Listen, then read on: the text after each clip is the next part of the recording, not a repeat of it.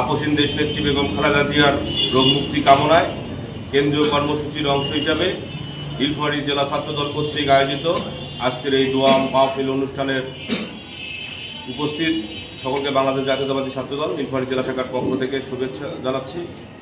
আসলে দেশনেত্রী বেগম খালেদা জিয়া এমন একজন নেত্রী যিনি বাংলাদেশের কখনো কোনো অন্যায়ের সাথে বাংলাদেশের স্বার্থে কখনো কোনো অন্যায়ের সাথে আপোষ করেননি। এই বাংলাদেশকে এই দেশকে বাঁচানোর ক্ষেত্রে এই দেশের স্বাধীনতা সার্বভৌমত্ব রক্ষার জন্য দেশনেত্রী বেগম খালেদা জিয়ার বেঁচে থাকা অতীব জরুরি।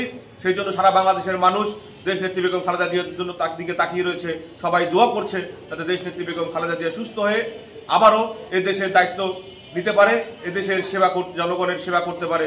আপনারা সকলেই দোয়া করবেন।